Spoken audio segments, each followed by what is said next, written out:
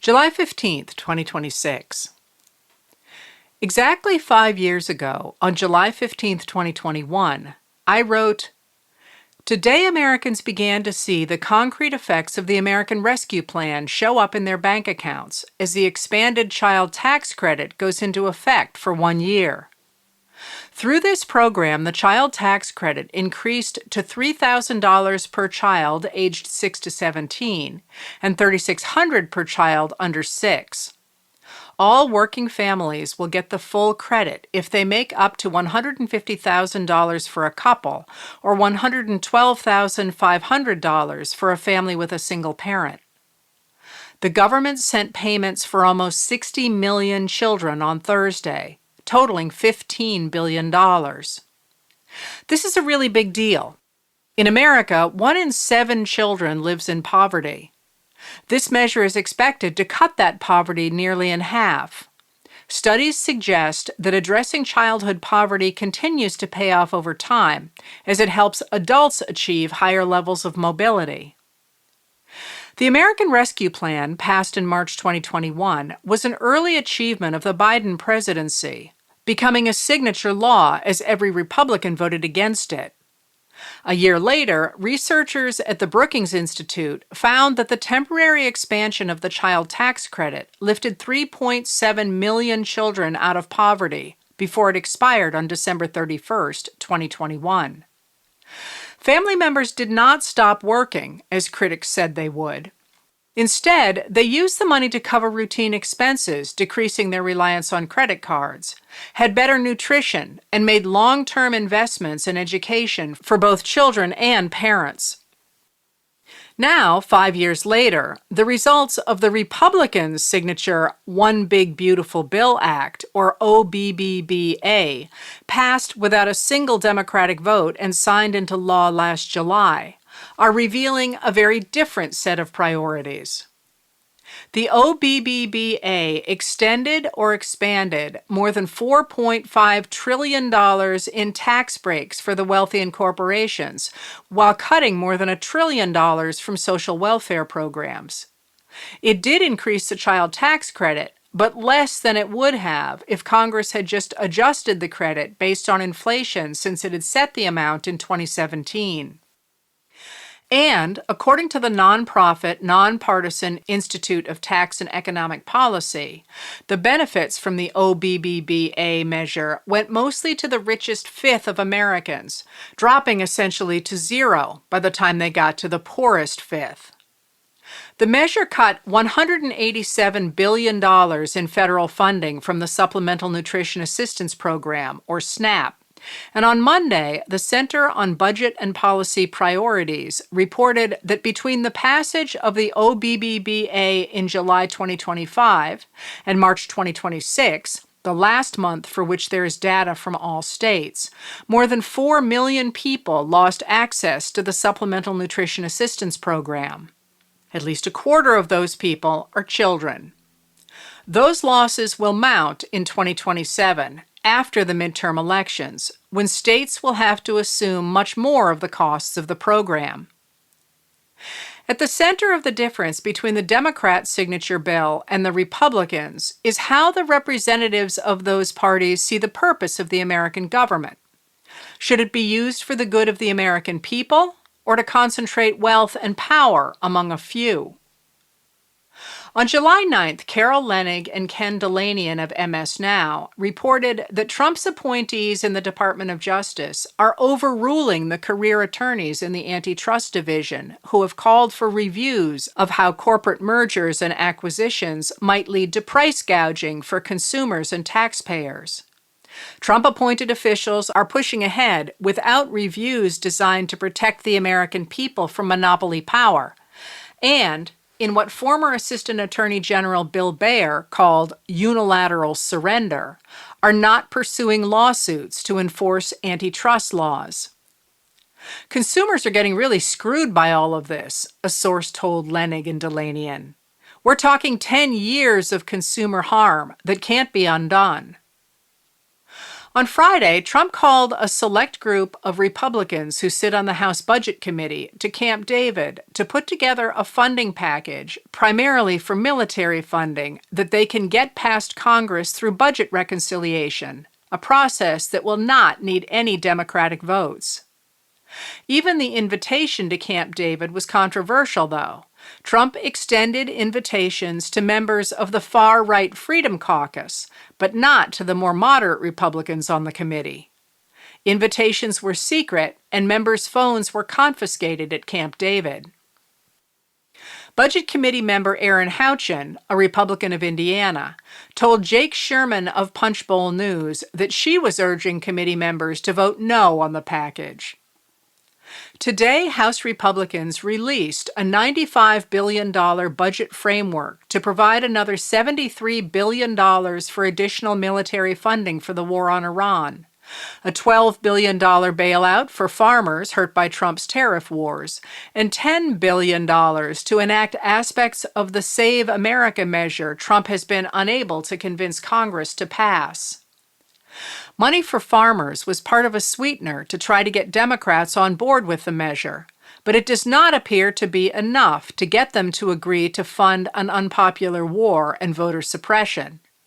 Representative Brendan Boyle, a Democrat of Pennsylvania, the top-ranking Democrat on the House Budget Committee, told Kevin Frecking and Lisa Mascaro of the Federal News Network, "I'm going to fight like hell to make sure taxpayer dollars are being used to lower costs and make life better for American families, not to bankroll Trump's giveaways to billionaires and endless wars overseas."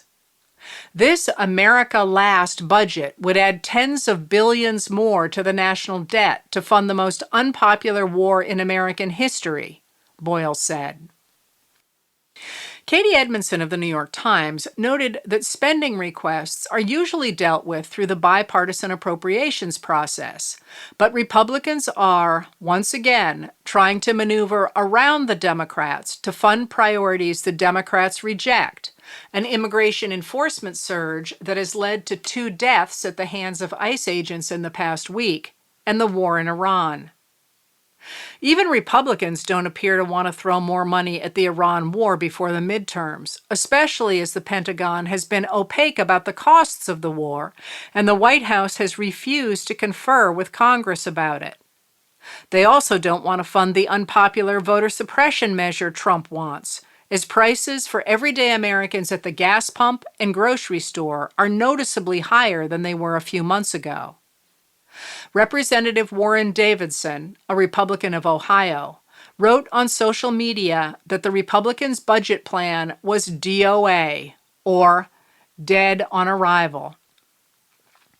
The deaths 6 days apart of 2 immigrants, neither one of whom was the intended target of the operation during which they were shot and killed, has rekindled the unpopularity of the administration's crackdown on undocumented immigrants.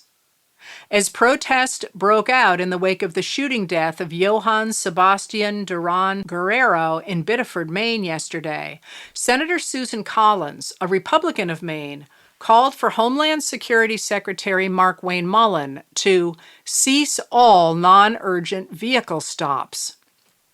Collins, who is running for re-election, is the chair of the Senate Appropriations Committee and was a key vote in the June measure that provided an additional $70 billion for immigration enforcement through 2029.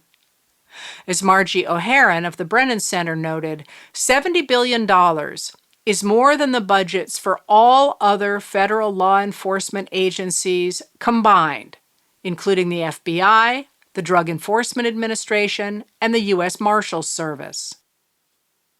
ICE issued a memo yesterday ordering agents to prioritize tactics other than traffic stops, prompting praise from Collins. But at 6:45 this morning, Trump insisted, incorrectly, that the people ICE is rounding up are criminals and we have to get them out. In order to do this, we must be strong, tough, and smart.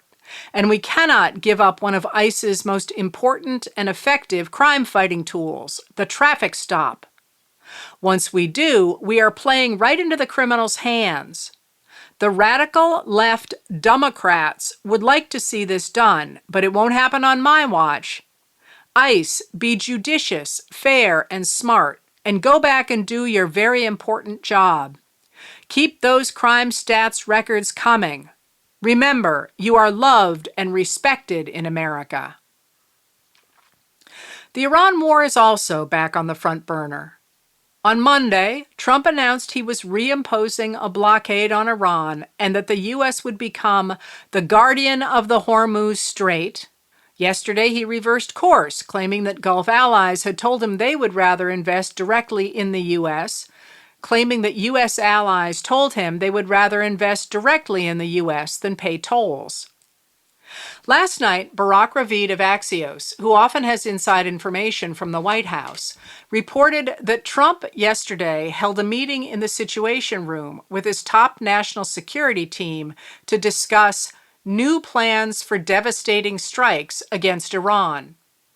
Those in the room included Vice President J.D. Vance, Secretary of State Marco Rubio, Defense Secretary Pete Hegseth, Chairman of the Joint Chiefs General Dan Kane, Central Intelligence Agency Director John Ratcliffe, White House Special Envoy to the Middle East Steve Witkoff, and other senior officials, Ravid reported. Before the meeting, Trump told the Fox News channel that after the hard strikes this week, next week it gets really bad for them because next week comes the power plants. Next week comes the bridges. We're going to knock out all their power plants. We're going to knock out all their bridges unless they get to the table and negotiate. Attacks on civilian infrastructure are usually illegal under international law. Nate Swanson, a former member of Trump's negotiating team, told foreign policy specialist Laura Rosen of Diplomatic that Trump's escalation was probably a ploy to kickstart further negotiations. I think it's a very risky and low probability gamble, but nothing else makes sense. I don't see a feasible pathway toward military victory, nor do I believe that we can militarily open the Strait of Hormuz against Iran's wishes. The more things change, the more they stay the same. When I wrote about the importance of the American Rescue Plan 5 years ago, I ended my discussion of it with the observation that this huge achievement of the Biden presidency, every single Republican voted against it, has taken a back seat in the news to two blockbuster stories about the former president.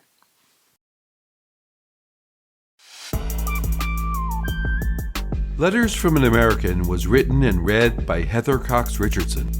It was produced at Soundscape Productions, Dedham, Massachusetts. Recorded with music composed by Michael Moss.